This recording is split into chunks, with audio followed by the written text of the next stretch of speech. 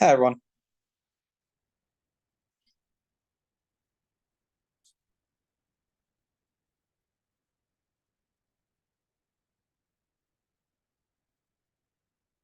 Okay. So I apologize. I was a few minutes late.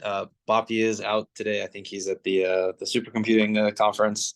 Um, so I don't actually know if we have. I don't think we have specific other topics. But I guess Paul, did you have any more questions or anything that you wanted to go through? Obviously, Boppy won't be here, but Ram and others may know the answers. Yeah. I got a whole bunch of stuff still to go. So, if you don't mind, I'd be happy to go over that some more. Sure, let's do it.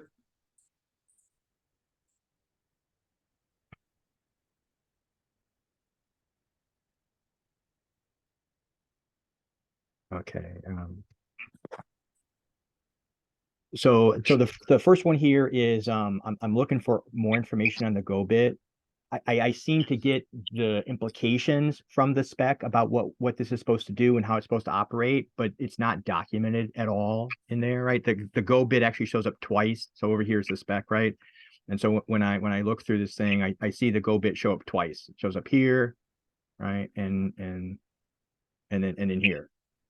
And so there certainly needs to be more information put into the specification to describe what the intention of this bit is. But my understanding is that this bit is written by the external agent that wants to actually perform either request, a read or a write request, and that the hardware behind it will deassert the bit once that transaction has completed.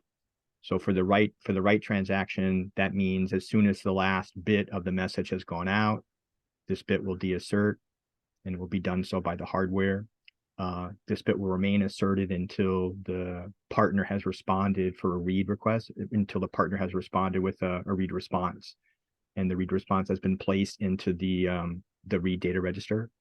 So that's my understanding, but that's inferring a whole bunch of stuff that's not written down in the spec. And so the first question is my understanding correct? So, Ram, yeah, please go ahead. yes, I mean, I think your understanding is correct. So the intent of this Go bit, so basically the sideband interface is supposed to be a much slower interface compared to what the internal fabric runs at.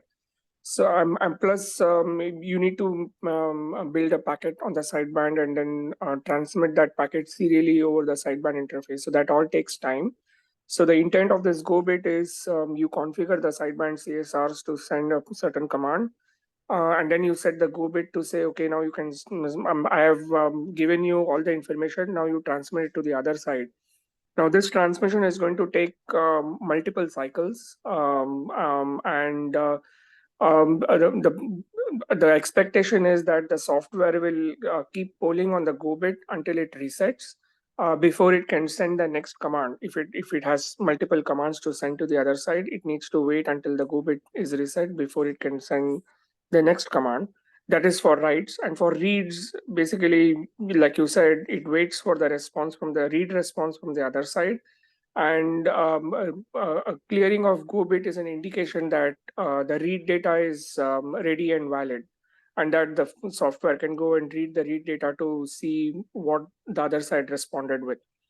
So yeah, I agree. I mean, if I can check with Bapi and see if we can add additional information on this Go bit.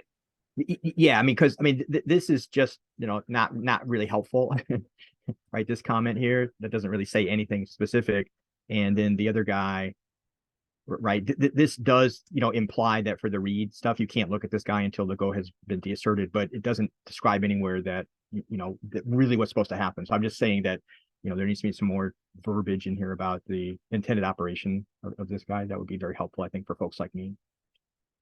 Okay, that's great. Agreed. I'll send a note to Bapi about this. Cool. Okay. So then the next one is table 11. So the error encoding, find the error encoding. Away this one. So it looks like there's actually 4 right message types to me. right? Last time we spoke, I understood that error is not, an invalid indication, that there's actually a command called error that can be sent. So there's actually 4 commands, 4 types of messages, right? Did everybody agree with that? That there are 4 types of messages? Yes. Okay, and so what I'm saying is, in this part here, so on page 5, page 5. So here we clearly say there are 3, right? And so that's very confusing, right? It's kind of like demotes the error transaction to be something that's not a transaction. So I'm just saying, to me, my reading of the spec today says that this says there's 3, and that table says there's 4. Okay. Yeah, I think this needs to be updated. I think there are 4 responses. Error is also a response, and it could either mean that on the other side, when you send the sideband request, either the other side detected a ECC failure, a double bit ECC failure, and had to drop the packet, or it would also mean that you sent a request to read a CSR or write a CSR that doesn't exist. So that was the original intent of having this error indication. Yeah, this is something. Yeah, but I agree with you that we need number 4 here to say error messages. And I recall last time Bapi was going to overload this error indication with a few other overload this with also like sending the credit back. I need to check with him what his plan is. So yeah, I'll have to probably discuss this with Bapi again. Yeah, that's really good. There needs, just again from my perspective, right? There needs to be a lot more information about the error message itself. So where that message exists or when it goes out, right? I assume 1 goes here. What goes here, and then is there a specific register that's supposed to be located here that's already defined in the spec, or what? It just doesn't say anything about that message type, right? So there needs to be a lot more detail. Got it. Yeah, I mean, from my perspective, I think when the command is 1 I think the data field is, I mean, the software's flexibility to populate what it wants to populate in the data field. But I agree. I think Bapi has spelled out everything. So maybe we should also spell out what data we should send out.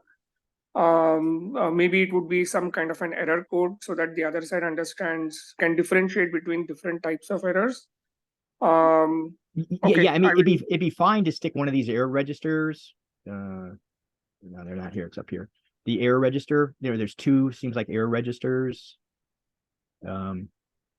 This guy here, right? This guy here, right? It's fine if that's what we want to send. That's perfectly fine. I have no problem with that. It's just it's not obvious at all what you said. Software has a choice about what to send, right? And that's not going to work at all, right? We need to be very clear about when you receive this message, you go look here to find this stuff, right? Not something that's defined by some higher level protocol. Agreed. Okay.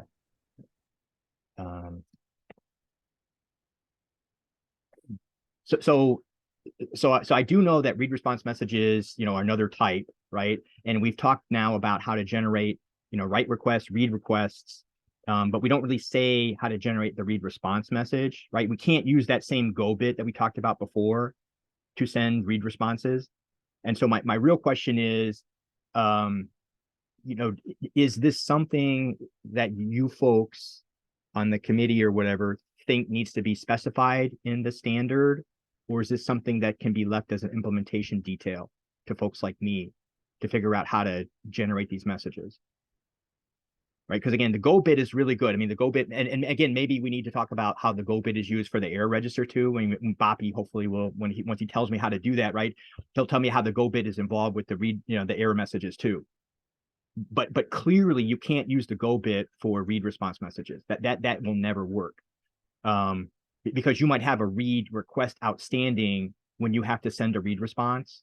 So your go bit's already set. So there's no way you can use that go bit. I hope that makes sense, right, to everybody?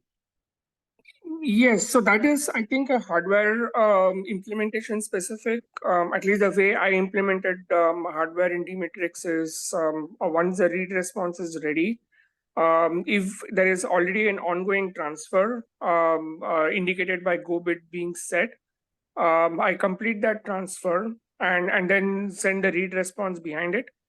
If there is no transfer ongoing at that time and software, and then I start my response, but the software comes and sets the go bit to send something out on the other side, then that packet waits until the response packet is out. So there is you kind of need an arbitration of sorts to send them to arbitrate between sending the response versus sending the actual software initiated command. But I think that's something that's implementation specific. I mean, if you want this to be a completely firmware driven interface, then it would be the firmware that is going to come and send the response as well. So in that case, you don't really care. So in that case, you follow the protocol of the go bit, that if the go bit is already set, you wait until the go bit is reset before you send the response behind it. So, right. No, I kind of understand that, but that leads to deadlock. You can't use that same go bit, right? It could be. Why do you say so? Well, so it could very well be that both ends of the link, both partners, initiate a read request at the same time, right? So their go bits are both set. Right. Now, so one of them has to get a read response before that go bit is deasserted. So yeah, I mean, that is correct. But from okay, so you said both sides need a read response before the go bit, and this is a problem if it is a completely firmware driven interface. No, this is a problem no matter what, right? Both the two sides or two partners operate asynchronously. Correct. Right? I mean, right. And so they can both initiate a read request at the same time, right? Correct. Nothing, right? And so now both of their go bits are set. Correct. Right? And that go bit will not be cleared until one of them receives a read response. Correct. So that's not a problem in when you have this implemented in hardware, when the arbitration is done in hardware, because from a hardware perspective, internally the transmit logic that sends the packet across to the other side, the transmitter logic, it is free as soon as it completes sending the packet. So hardware can request it to send a response behind it. Yeah, I definitely agree with what you're saying. It's just the words you just said before this, were wrong, right? You said that I could use the go bit to do this, and I just disagree with that. Okay. Right. Let me think about it a little bit more. I think what you say might be a problem if we have everything handled by software. I probably need to give this a little bit more thought because at least from our perspective, it was all hardware-driven interface, so we didn't have a problem. But I believe your interface is completely firmware-driven, right? Even if you get something on the other side, it's still the software that comes and processes it. You don't automatically generate internal ESR accesses. Yeah, but right? But it's not even the fact that it's a firmware-driven thing. In my head, the way I envision this, and even what you described, right, is they're kind of like two go bits, right? There's two indications that there are messages to transmit. One is for requests and one is for responses, the read response, right? And you need to arbitrate between those two, inputs, those two, signals saying I have, a message to transmit, and you must arbitrate between them. Correct. And it doesn't matter whether those two, things come from firmware or they come from hardware. Right, there's going to be a hardware state machine behind there looking at those two request bits, saying I want to send a message, and there's, like you said, the arbitration that has to happen. But I don't think it's firmware dependent. It kind of is firmware dependent because if you are looking for, if you're doing this in hardware, typically the way you would do it in hardware is you would be looking for the state machine that sends the packet out will actually be looking for a transition from a 0 to a 1 on the go bit. So if the firmware has already sent one message and it's doing a read, it will only transition from 0 to a 1 once, and then it'll wait until the response is back. So the hardware state machine is only going to see that transition happen once. It's not going to continuously see a level, it's going to see an edge. And that's why once it is done completing the transfer, it is now free to send the response back if the response is available within the hardware logic. So the problem exists for software though, because when it is purely a software driven interface, I agree we may probably need an additional bit to say transfer done versus read response ready. I even put it up in the chat window to just,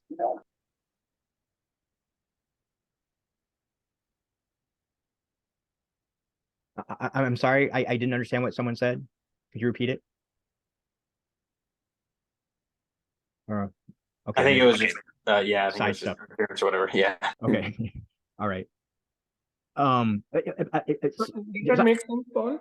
When kind of, but I mean, I don't want to get into the weeds here, right? But it still seems like the entity, the agent that is generating requests, right, is not the same entity that's generating responses, right? Those are coming from two different places, right? And they're going to have their own request. I want to send a message indication, right? And no, again, no matter how they're generated, there's going to be an external agent that's like issuing these like, read requests. And there's somebody else who's handling the read responses, right? The read response is not coming from the guy generating requests. And so I still see that even in a hardware implementation, that there are going to be two sources of I want to send a message. And that the guy who's actually sending the message, the hardware state machine sending the message, behind those two guys, must look at both of those bits, both of those signals, right? And then arbitrate between them and decide how it wants to prioritize them. I think we definitely need to prioritize the read response to avoid deadlock. But that's a detail, right? But the main thing is that I don't really understand why you think it's a software/firmware problem and it's not a hardware problem. Because again, there's two independent hardware guys making requests and responding. Correct. So like you said, right, it is again implementation specific. The way I build the hardware, my implementation looks for an edge and it doesn't look for a level. So software needs to toggle the go bit in order to send the next command, or hardware can toggle the go bit once it receives the read response. So, but then once the go bit goes from a 0 to a 1, I know for a fact that there is only one packet that's going to be transmitted. And if that so there are only three possible scenarios here. My hardware agent that is ready with a response, it is ready with a response before the go bit was set. So in that case, the response goes out first. The second case is it is ready with the response at exactly the same cycle when the go bit got set. In that case, the response gets priority and it gets set first, and then behind it, the go bit it sees that okay, there is a transition on a go bit as well. So then behind it, it sends the next request that the software has requested. And in the third scenario is the go bit was already set, the transmission for the current request was already started, and at that time a response was ready to be sent. So the response agent would wait until the previous request was sent, and then behind it, it would send the response. So from that perspective, if this is implemented in hardware, I don't see there is a problem. But if it is implemented, depending upon how you implement your hardware. But then if you implement this in software, then yes, I agree that we'll probably need an additional bit to indicate that the previous transfer was sent. So the software can go and send the next response as well. Yeah, I see nothing wrong with your implementation. That's like how I would have done it as well. That sounds, just exactly like I would have done it. So, I like that too. And so really my question here is whether, we need to specify this in the spec or not. And I agree with you that we don't, that this can be an implementation detail. I'm happy to leave it that way. My question to you though is, do you reuse the right data register for your read response stuff? Or do you have a separate 64-bit register that you have the guy who is, fulfilling the read response data? He has to stick that read response data somewhere, right? He can't stick it in the read data register, but he could stick it in the write data register. So the CSRs are for the firmware driven messages. In my implementation, the response is purely built by the hardware. So I don't need a separate register to send the response out. Okay, sounds good. So the next thing now is getting into like the frame, the actual details of what the frame signal means. And so I do see there's some, good data in the spec about this, but I don't understand what's supposed to happen when there is a framing error, right? So I do understand that the frame bit gets asserted at the beginning of the message and it stays high during the entire message. And again, it goes low at the end, right? So that makes perfect sense to me. I'm happy with that. That's a good way to do it. My question though is, I assume that your state machine, so I assume that back-to-back messages are not forbidden in the protocol. And what that means is that frame can be continuously asserted for more than 94 clocks. Is that correct? This is something I'll probably have to defer it to BAPI because my implementation uses a simple UART. So it's a 1-bit transmit and 1-bit receive. So it's a 2-wire interface. So from my implementation specifics, I think I follow the UART protocol. So I need to look at a start of bit indication in UART. And Sure. beyond that, I then look for the command. So if my command is misformed, then I respond back with an error message. But then, yeah, I mean, I don't have that problem. But I think if we are using, I believe we are using a SPI interface here, right? Elad, do you know what? Is Elad on the line? Elad is not I'm on here, the line. but Paul will know the answer. Oh, Paul will know the answer. Okay, yeah, Paul is from your company. I remember now. Sorry. Yep, no worries. So yeah, I mean, if you're using some different protocol for the sideband, then yeah, that would probably be handled the way the protocol handles framing boundaries. Yeah. So we're not using SPI, right? We're using what's documented here, right? And this frame bit is the signal is on the wire, right? This is in to be specific to or to be compliant to the standard, right? There's an extra frame bit. Right. So when I discussed this with BAPI, so there's Andrew here, we basically said that the bits are only valid when the frame's up, and the frame bit is used to mark the end of the start and the end of the message. So you would need to toggle the frame bit between messages. Oh, okay. So I'm not supposed to count 94 clocks from the beginning of frame and make that be my message. I'm supposed to just, so suppose frame was asserted for 95 clocks instead of 94. Then you probably have a corrupt message. No, I understand, right? But Yeah. From what you just said, I would just simply, load my shift register, my 94-bit, wide shift register. I would just clock it 95 times, and then I'd have, a message in it that probably was corrupted. But do I indicate a message? I mean, so I'm not supposed to count clocks, right? I'm supposed to simply look at frame and use the assertion of frame to load my shift register. And then on the deassertion of frame, that's when I'm supposed to take out of the serial register and put it in the parallel register. Is that right? Okay, that's what I was assuming, when we discussed it. So to me, it seems like the frame indication is kind of redundant. I'm not sure if others agree as well, but yeah, I mean, I didn't need that because I had only one wire to transmit, so I don't have that problem. But I'm not sure what's the rationale behind adding an additional frame. I probably missed those discussions, I think, when that happened. So can somebody explain what is the rationale behind having this additional frame indication? Well, frame is defined as part of the sideband signal definition, which appears in the PHY spec. So when we started working on the spec, that was already defined. I'll also go and read that again. I'll probably read that and get back. But yeah, I mean, since our sideband message structure is well defined, Like Paul mentioned, we may not need an additional framing indication, but I may be wrong. I'll probably go and read the spec and get back. Right. I certainly agree there's many ways to solve this problem, skin this cat, right? And the way that is documented in the spec is certainly a reasonable one. Again, I'm not saying that there's anything wrong with it. I just, in the case where there is a framing error, I'd like to know how we are expected to respond.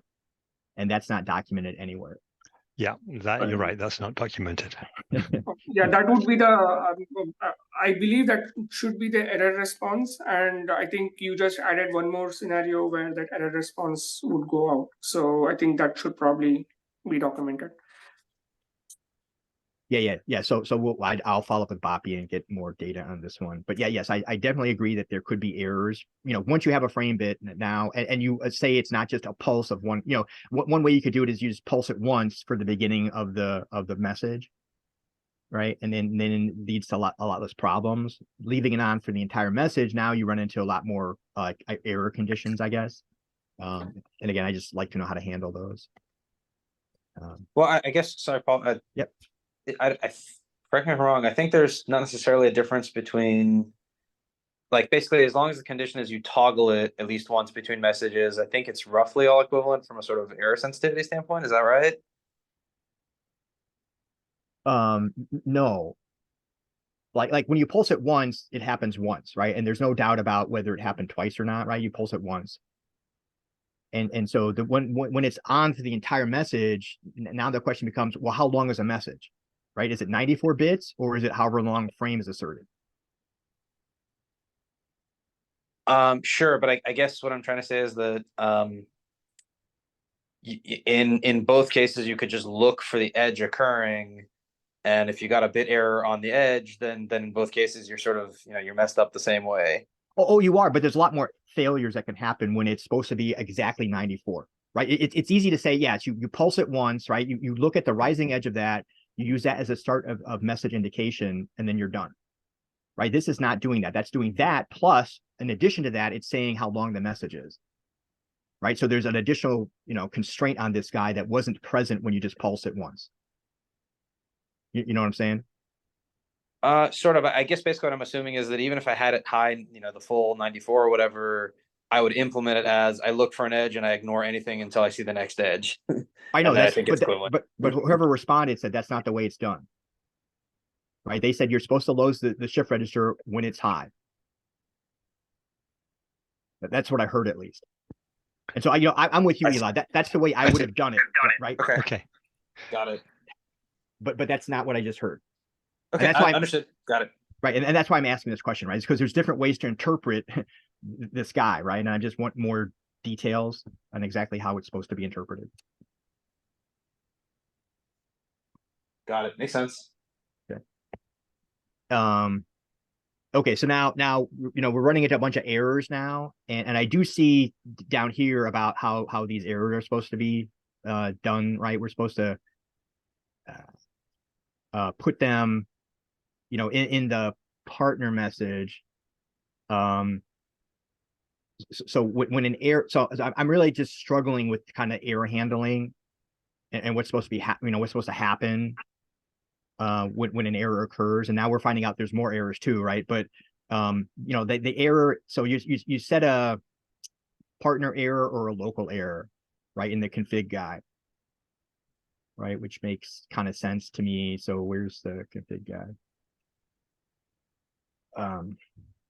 Right, so there's these two bits here, right? So I do see how I'm supposed to set these guys based on what I just read in the spec, right?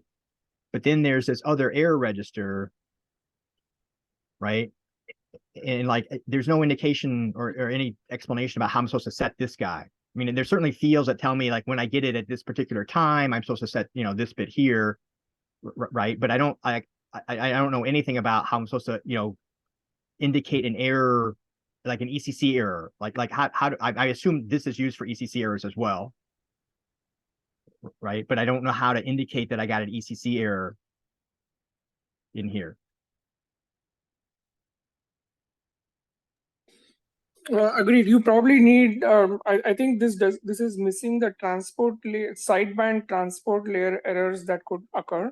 I think that's probably something that we need to probably add into this register. So the errors may not be related to a certain stage of the bring up operation, but it could actually be related to the sideband transport layer itself. So I believe what is missing in this table is errors that can originate from the sideband transport. Okay. Yeah, I agree with that. Yeah, again, just documenting, how we're supposed to indicate that. And I assume that we're going to have like counters for ECC errors, like single bit errors. I assume that we want to keep track of that. And for multi-bit errors, there'll be a counter for that as well. And then how do you read those? Right. Well, I mean, once you have that ECC thing, then again, it's nice that it's optional now. But if you're going to implement ECC, I assume those errors need to be reported somehow. And it's not just you got one or none.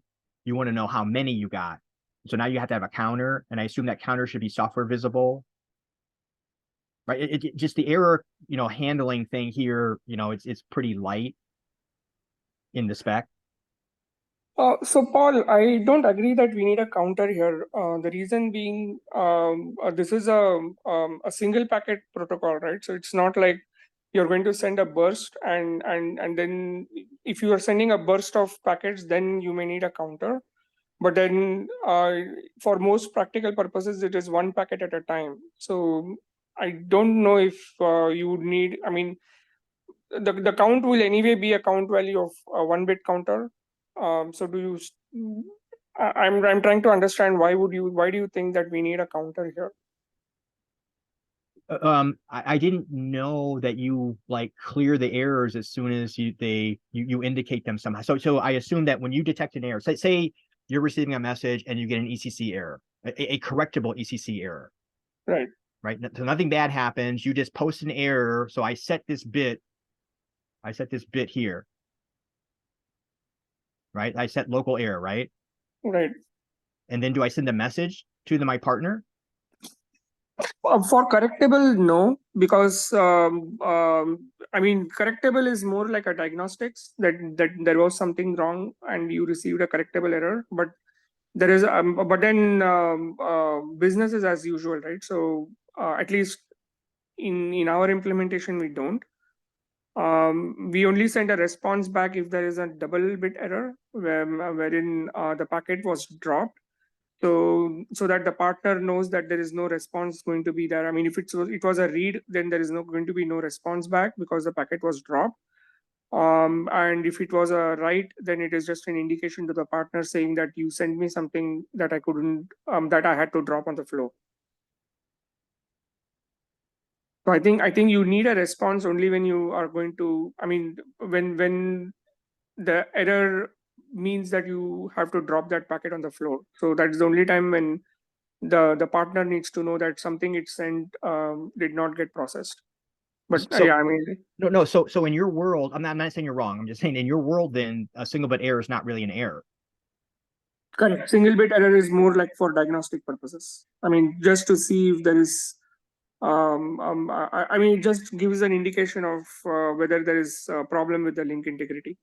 No, I know, and that's why it might be nice to keep track of those, right? If we get single bit errors all the time, right? That's I don't know what you would do about it, but I think that'd be useful information for folks to know, right? So this when it detects an error, right? So I don't know whether that means a single bit error, a double bit error, right? I mean, it's not clear, right? The spec is not clear enough in this sentence to let me know what I'm supposed to do. To me, a single bit error is still an error. Right, something bad happened. So the way what I'm trying to say here is, if there is a single bit error, you don't have to send anything to the partner, but if you wish so, you can actually count those errors at the end where the single bit error got detected. And then it's up to the software to make sense of that count and take whatever action it is supposed to take.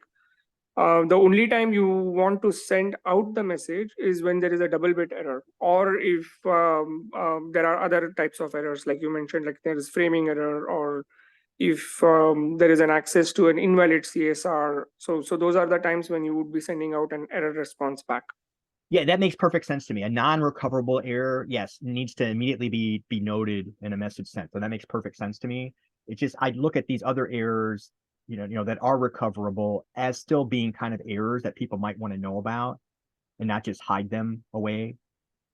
Right. So yeah, I mean, we do have counters to count single bit errors and double bit errors independently, and those counters are exposed to both the local software on the local side, and if the remote side also wants to read those registers, it could do so via the same sideband interface. So Okay, so that means when you're talking to yourself, you know that there's additional functionality that's not part of the standard.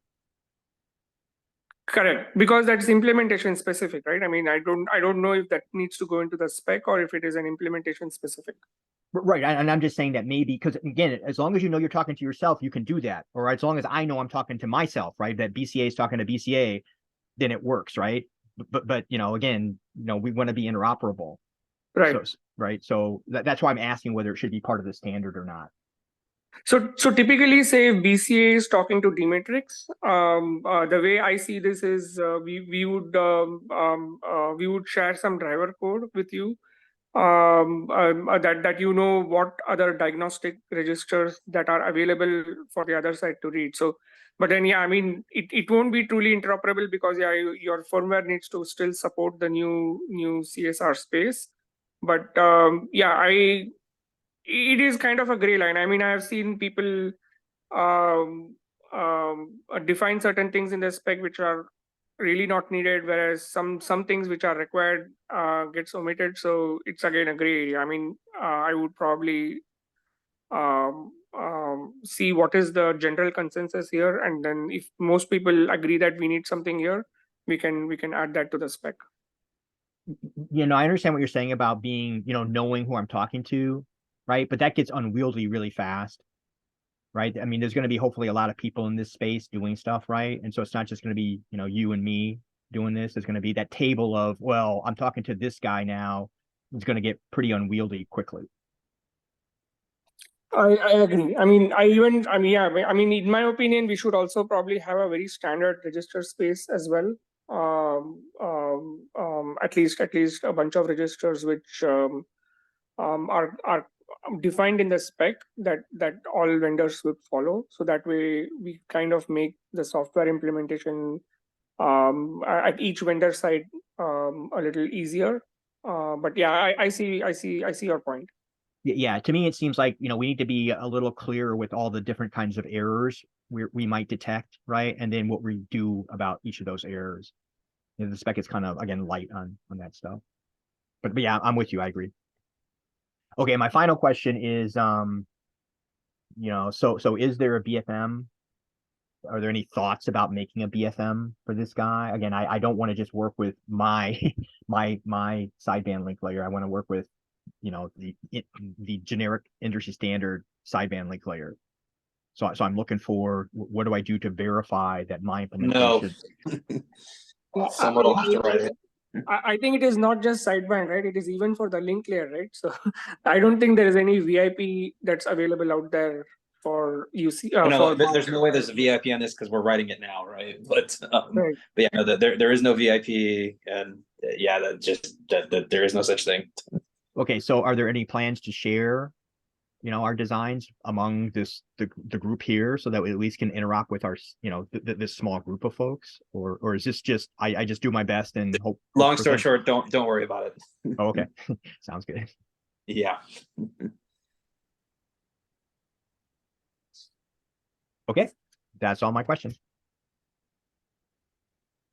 So Paul, for the items that need response from me or Bapi, would you mind sending those questions on an email? Yeah, you bet. I'm happy to. Yep. Okay, awesome. You have my email ID, right? Maybe not. I'm sorry. I can share it on the chat. Okay, sounds good.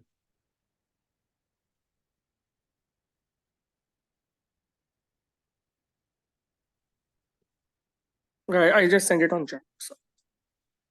Ah, cool. Thank you. All right. Thank you guys for listening to me. Yeah, of course. Thank you. Okay. Any other questions, anything that everybody has, or?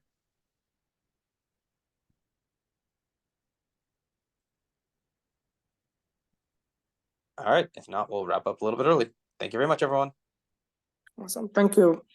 Bye-bye. Right.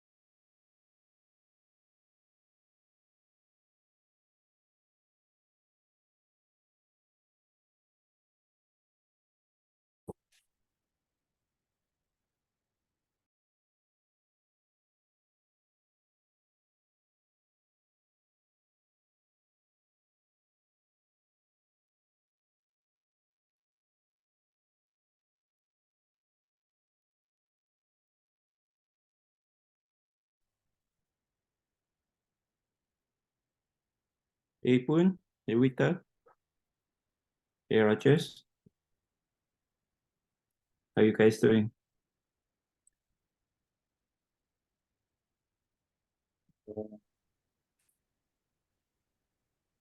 Just same as usual.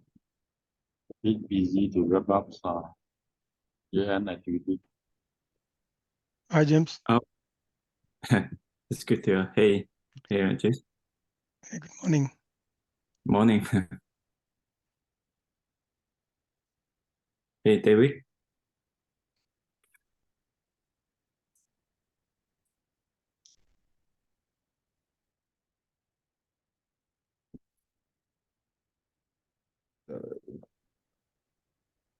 Okay. Hey everyone. Hi, David. Had a little bit of trouble with my audio, but should be okay. Let me get set up and everybody will join us in that time.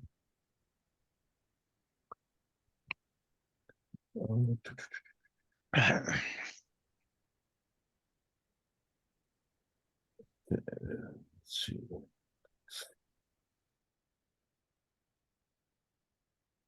What's new for the last 2 weeks? I'm sorry, I was busy, couldn't run the meeting. Any news from anyone? Anything exciting happen? No, not really. Just waiting for the holidays. Thanksgiving was Halloween, I think a couple weeks ago. How was your Halloween? Yeah, it was fine. I think I just some gathering with friends and a lot of kids coming for candies. I think I accidentally switched my light on the front porch without realizing. So I think a lot of people just knocking on the door and ringing the bell. So oops. Good thing I have candies.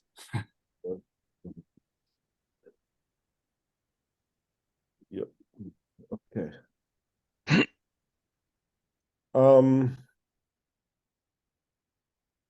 Let's couple of things I wanted to touch base on is upcoming conferences.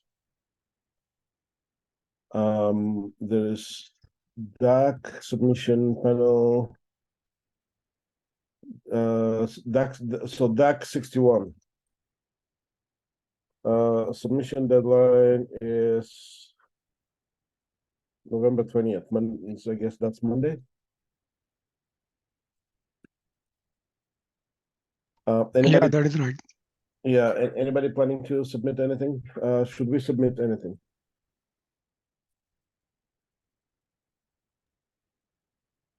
Yeah, I haven't thought about it. Have you? Are you? No, I just saw emails about the submission deadline being on November 20th, and I Right. thought it would be good for the group to I submit. saw the email.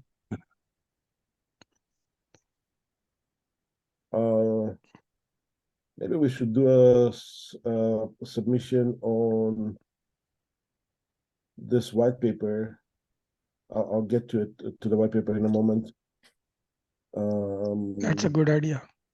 Right. Let's see.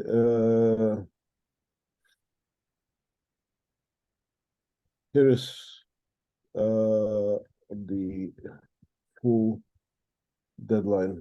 Let me copy paste. That's too much stuff. Too much. Okay, so we have tutorial proposals. Yeah, they're all November 20th. Duck Pavilion.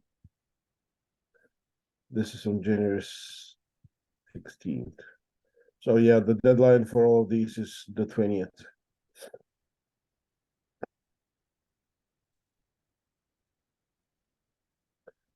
So maybe submit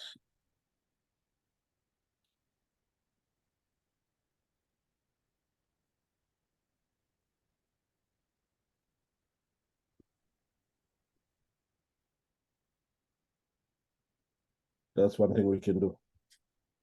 And DAC 61 is sometime in June. June 23rd to 27. 6/23/24 to 6/27/24. Okay. Right.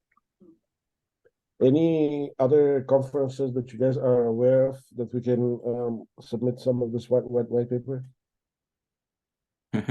Global Summit next year. Yeah, Global Summit, I think there's going to be a lot of talks already. But the deadline for that passed sometime in September, right?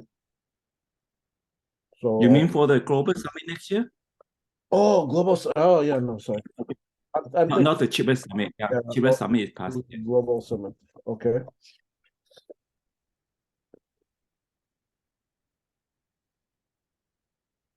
That's going to be next year. For that one, I think we should do two things as a group. One is the workflow white paper, and then workflow demo. Right. Yeah, I think that could be a good is like we can potentially have a panel or something. Then we can talk different sections, dive in more in details. I know things like that. Job 30, SI, PI, thermal.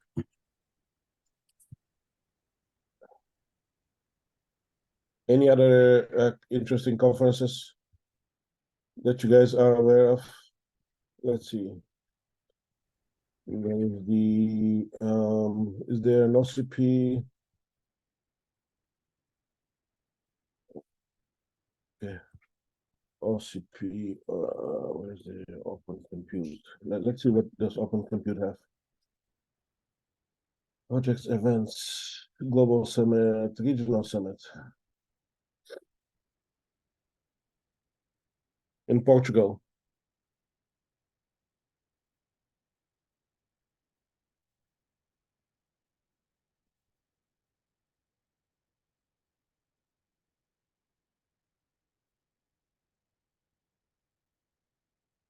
Submit to that one. What do you guys think? I don't see a submission deadline.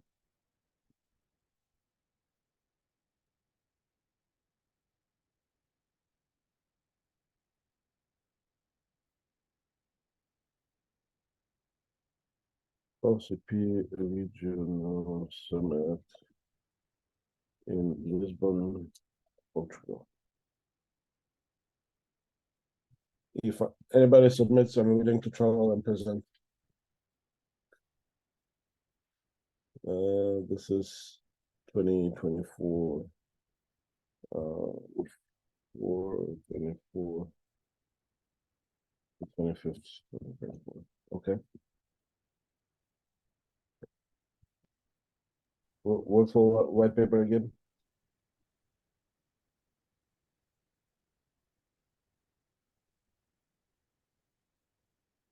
Okay. Let's see. Any other events? Global Summit. Oh, here's the 2024 Global Summit.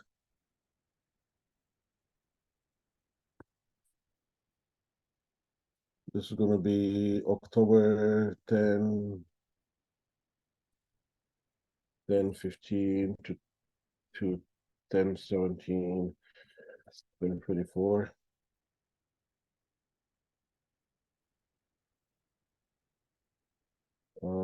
They haven't posted anything about this yet.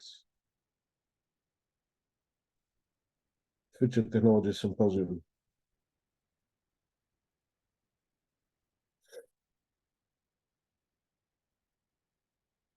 Future Technology Symposium is usually around the time of Global Summit. So I don't see any update here for the 2024. Yeah, this is the this year's. Okay.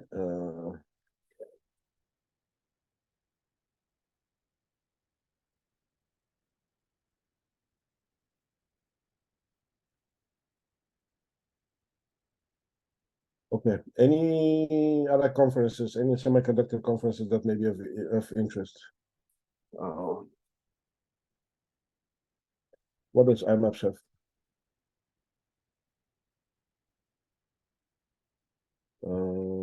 Okay, this is okay. Events.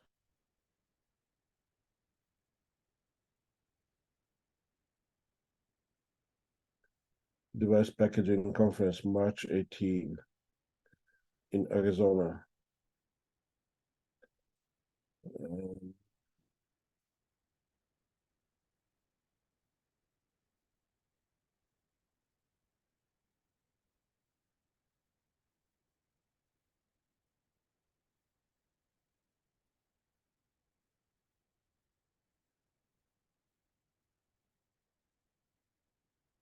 I think this is probably over.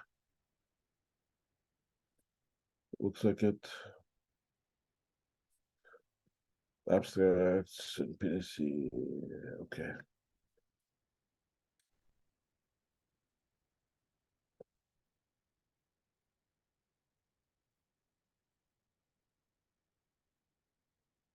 This is in Massachusetts. Let me just take a note of IMAPS.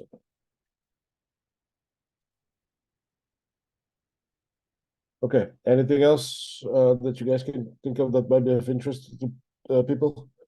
Interesting conferences that our work is relevant.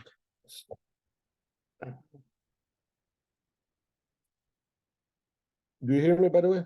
Or lost audio? No, we can hear you. Oh, okay, good. I think more chiplet relevant, mostly those. Yeah. I think the chiplet summit and the global summit. And this is very chiplet relevant paper. Yeah. Kevin, any IEEE events that are relevant to chiplets that we can present some of our work?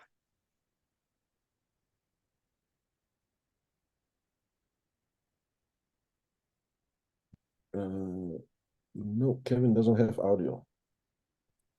So probably that makes sense. Do you know where is IMAPS? IMAPS, they have. Is Looking it at, in Silicon Valley? I'm looking to the events that they do, and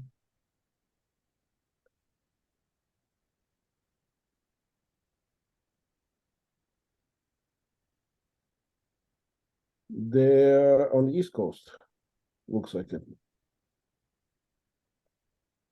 Yeah. I'm just checking where is the conference Oh, the conferences are in US. okay. There's one in France. If anybody needs his bags carried, Arizona. I would definitely oblige. Then there's Arizona. Arizona. Okay, there's one in Massachusetts. Last one. Yeah, one in Scotland. Last one, yeah. And temperature. This doesn't seem to be. No, IMAP Symposium. I think that's in September. Yeah, IMAP Symposium. This is this is in Massachusetts. This I'm assuming is in Japan.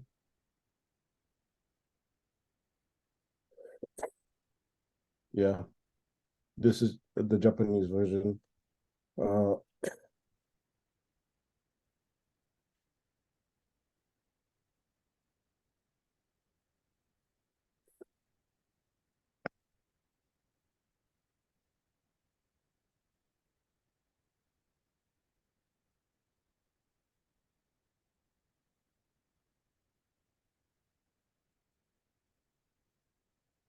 This may be relevant to us that we do. This is SIP design and manufacturing optimization.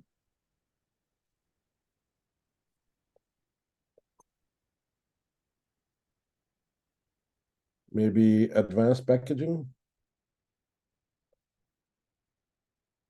But we are coming from the design side. So maybe this is something that to consider. Let me take a note of this.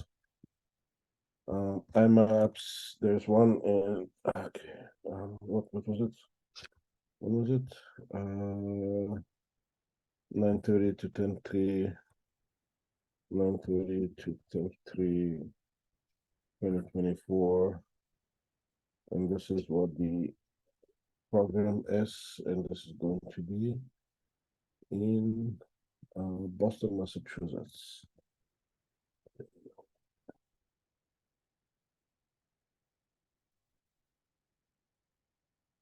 Let me take this.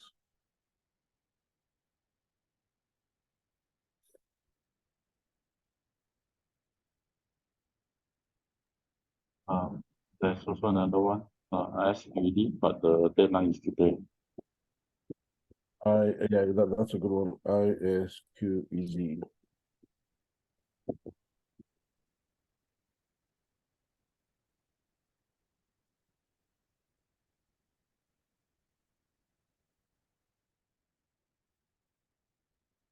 Okay, where is this?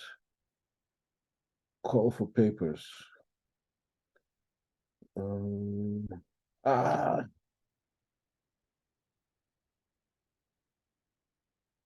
this is unfortunately ISQD. The deadline for that is tomorrow.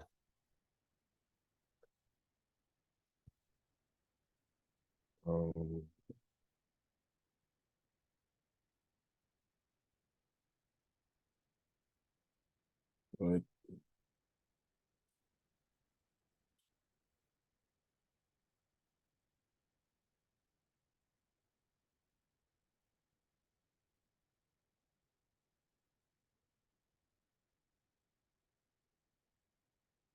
Yeah, this is makes sense. This is in April.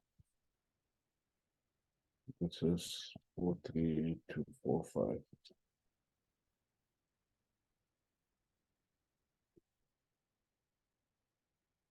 And this needs final paper submission deadline. Okay. Any other conferences that we can submit abstracts?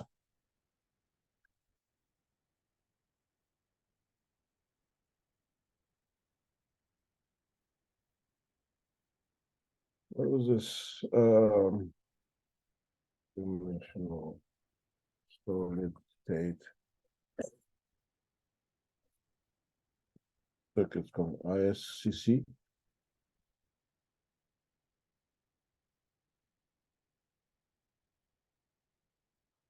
This is probably too late.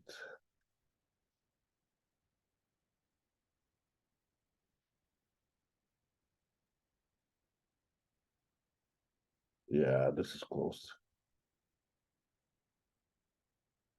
Okay, we missed this one.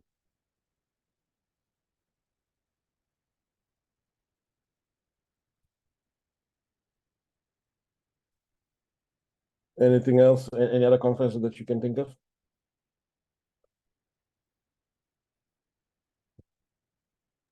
BOSIS 2024. Okay.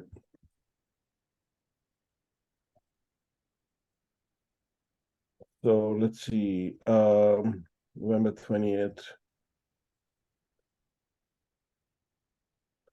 This is the one we care about. This is Global Summit. We don't know about this one. Workflow, what regional summit in Portugal. When was that?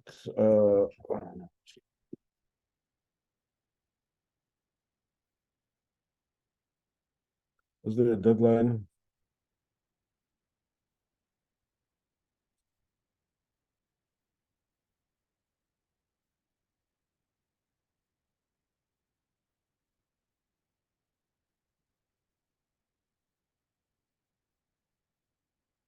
Okay, I don't see a deadline. Okay. So I need to find that one out.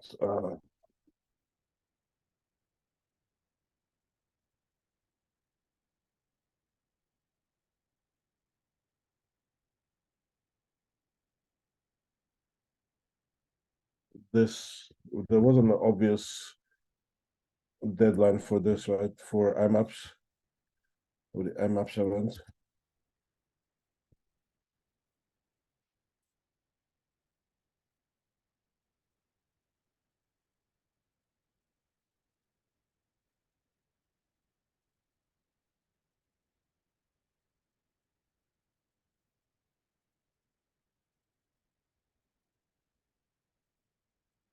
Nope. I need to, okay. Need to find out the deadline.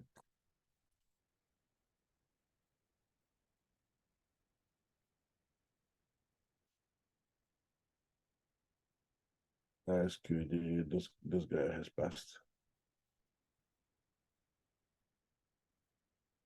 Okay, so the immediate need is that we need to submit, if we would like to, for 2 conferences, for sure, DAC is due on Monday and ISQED in Boston is due on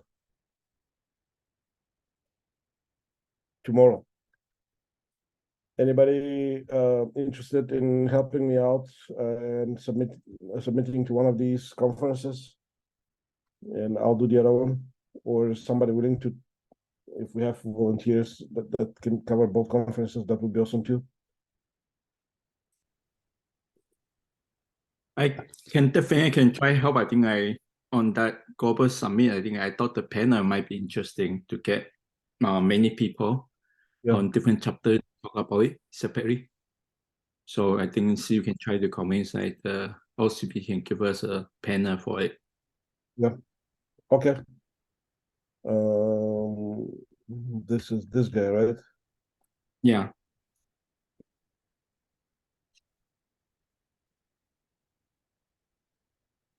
Okay. Appreciate it, James. No worries. I think that would be one interesting because we have many different author, different background here. I think it's good to have every expertise to talk on it, and that panel will be a good kind of venue for that. Yeah.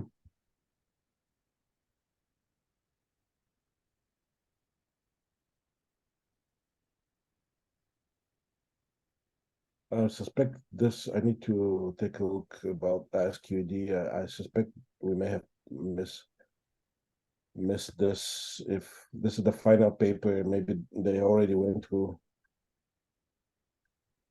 Actually, we'll submit this, and let's see. Yeah, let me submit and see what happens.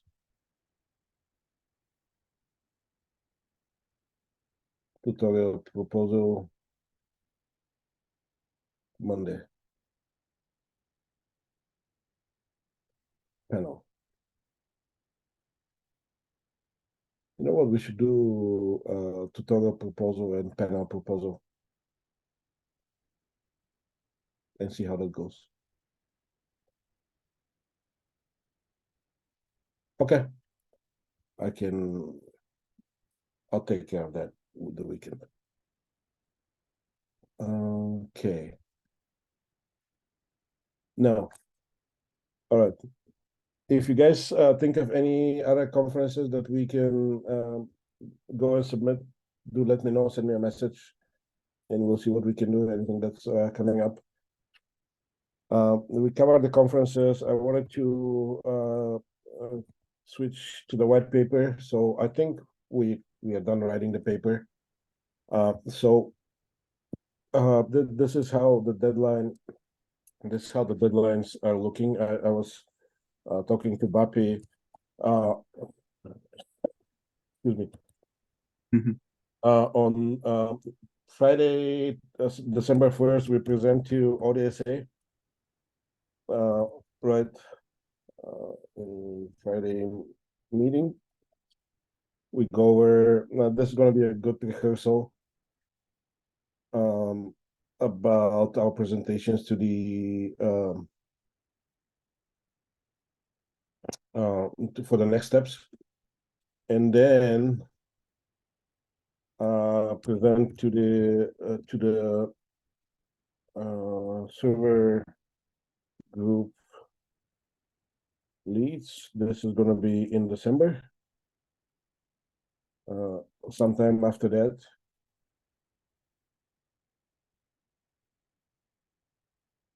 And then actually the process has changed a tiny little bit.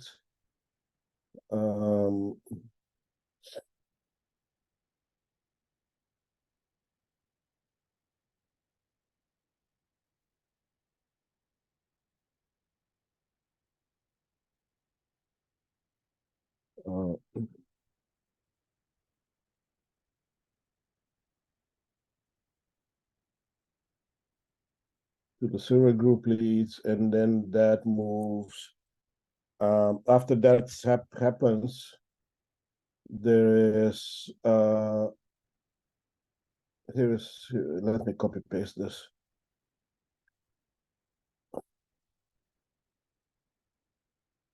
Oh, wait a minute, what happened? Okay, this will do. Then endorsement, then 2 weeks, and then application. So this makes it a lot easier. We're gonna have to do one presentation in December to the server group leads, and then the way I see this is kind of gets on autopilot. The group leads and the project leads and the steering committee. We need somebody from the steering committee to endorse it, then gets into a review by the steering committee, and then we just wait and it gets published. So hopefully sometime in January we should be able to publish this.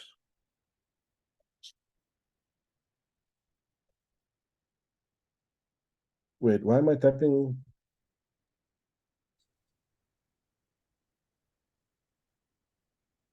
Why am I typing in? I'm typing in the wrong section here.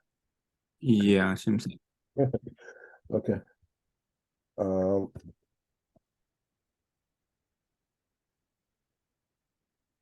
Right. So I just need to do,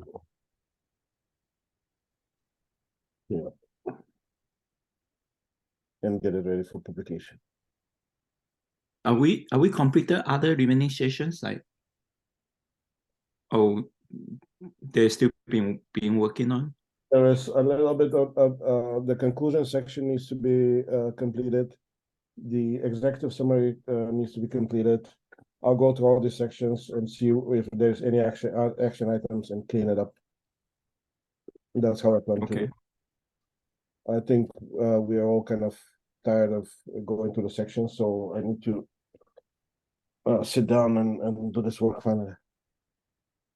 Yeah, I kind of went to some of those like input output table when I was kind of doing some other kind of materials information there. So I saw there's some table missing personal and things like that. Maybe I can put a comment there so to highlight so you can take a look or chase down the people. Okay. I would appreciate that. Definitely will help me out. So yeah, I just doing it because while I'm on it. Yeah. Yep.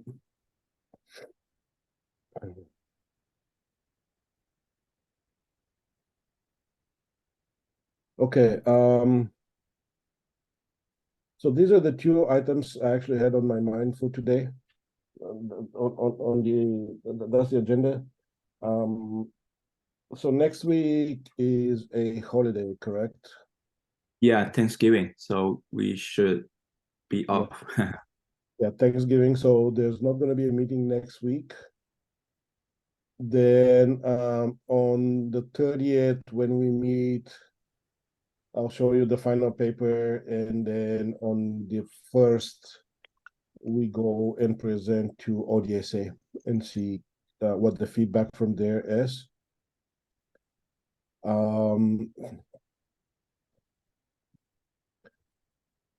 So no meeting next week.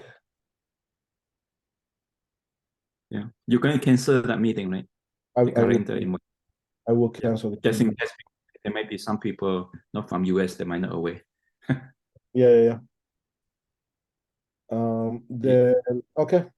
Why don't you go to the room and see anything on your minds, guys?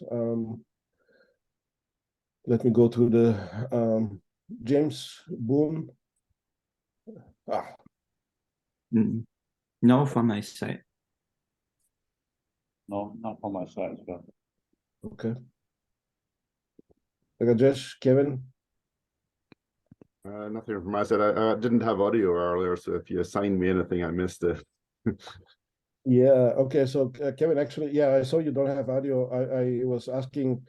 We're going to conferences. You probably saw that. Yeah. Trying to submit, right? We got IMAPS, ISQD, then ISS. This what is it? Solid state circuits. ISSCC. Any other conferences that might be interesting to submit abstracts for all the white paper that we did? I'll see what I can think of. Is ICCAD in there? No, I did not think of ICCAD. Let's see, ICCAD. No, I'm sorry. Two C's. Yeah, ICCAD. ICCAD, IEEE. I think the 2023 one just happened, so I think we're looking for next year's. Yeah, it just happened. So maybe let's see what was the do you know if there's a submission deadline for this? I'll check it out and send you something. Probably won't be for a while. Yeah.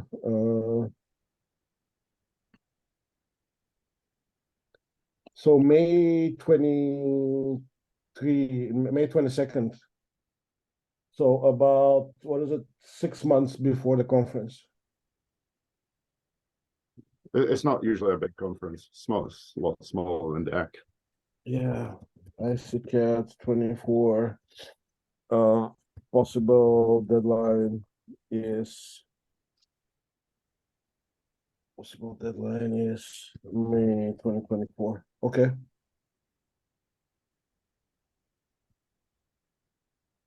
Any other conferences that you can think of? Not at the moment. Okay.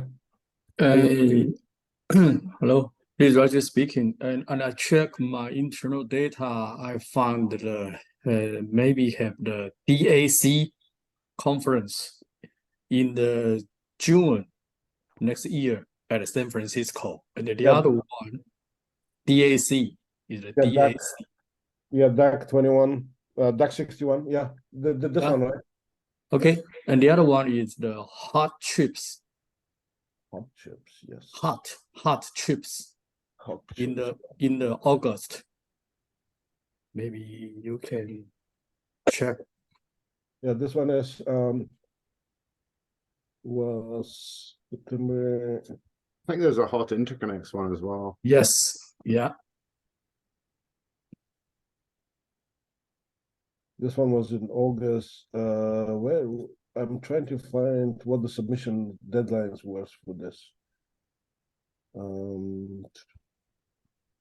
This is the program. These archives. Sponsoring. Yeah, we just focused on the ODSA point of view, and our major customer will attend such kind of the conference. So we listed in our internal record. Yeah, and the plan to join it just for your reference. Okay, great. Do you know, in that case, do you know what the submission deadlines for this conference may be? No, we just in the initial stage to list the conference, and then they need to come for the details as a next step. Okay. So that's a good one. Okay. Hot chips 2024 expecting sometime in August. Okay. That one. So we'll have to monitor that.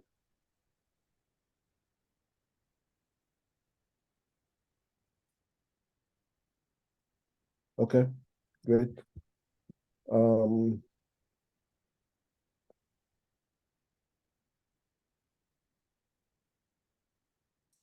Any other conferences then from anybody else?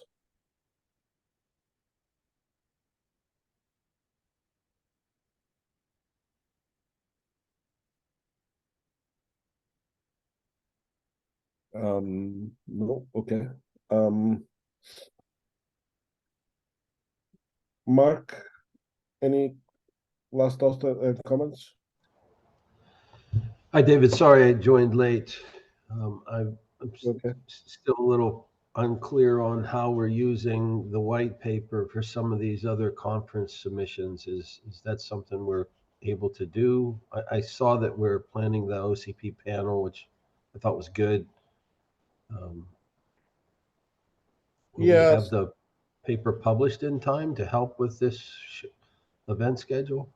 Oh yeah, so the paper, you probably missed this part. I'm expecting sometime in January to be published. Okay. So we should have enough material to cover.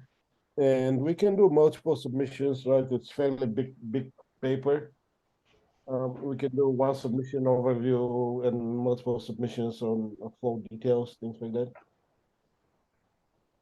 A tutorial session at DAC, I think, may be great. If we have some, demonstration design, the demo design that we were thinking with Tony, if we have something to show by then, that would be even awesome, better, right? To make it awesome. Okay. We had talked some weeks ago about using some of this meeting time for a short demonstration of the architecture analysis. Is that something we want to do for this team still? Yes. When do you want to do it? So no meeting next week. You want to target like the, let's see, first week in December is bad. We can target the week after. Okay, first week of December. Okay. Yes. Let me see if I can get someone from my team ready for the 30th. Would the 30th work? How much time do you need? So 30th. On the first, we need to present the white paper to the ODSA. So I wanted to use the meeting kind of for a dress rehearsal for the ODSA meeting and kind of to be prepared for that. That's my question. How much time do you need? I think we could do a good job in 20 minutes, but if you want to defer it to like the 7th, we could do that also. Let's do it on the 7th. Then we will have a full hour, and we can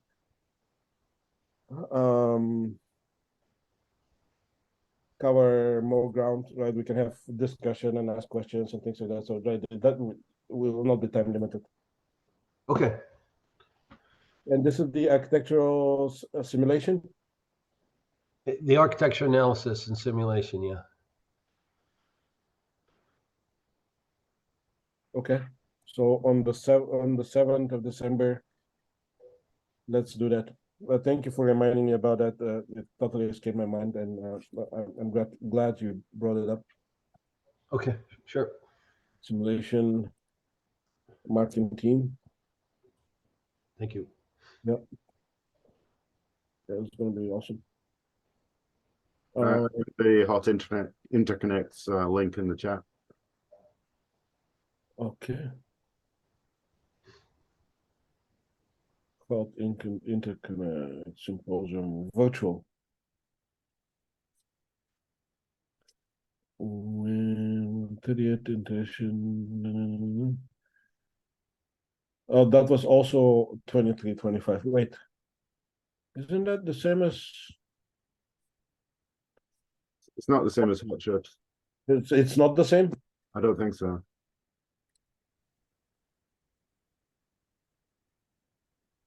No, I get the mailing for both. Okay. What interconnects? I think hot chips will be an in-person thing somewhere locally in Silicon Valley. Yeah.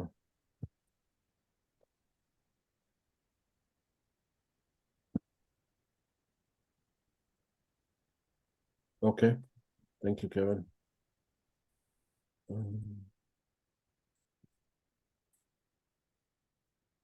Hot interconnects program calls for papers. Let's see.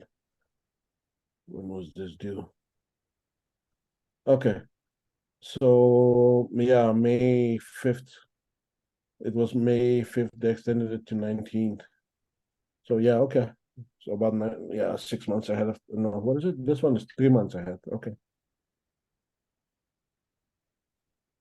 All right, good.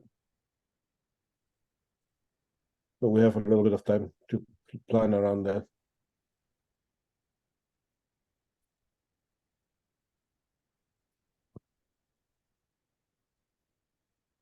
Okay, did I miss anybody else on the call? Roger, Mark, Kevin, spoke to Roger. Rajesh, anything from your side? No, I think I'm all good. Okay. Maps and hot chips is good. iCAD is also good. Yeah, okay. All right, folks, so shorter meeting today. Wish you happy holidays and we'll reconvene on the 30th. Take this time to relax and we'll reset and come back on after that. All right. Yeah. Yeah, That's- thanks and happy Thanksgiving to everyone. Okay, thank you. Thank you. Happy holidays. Bye. Couple weeks. Yeah. Bye. Bye-bye. Bye.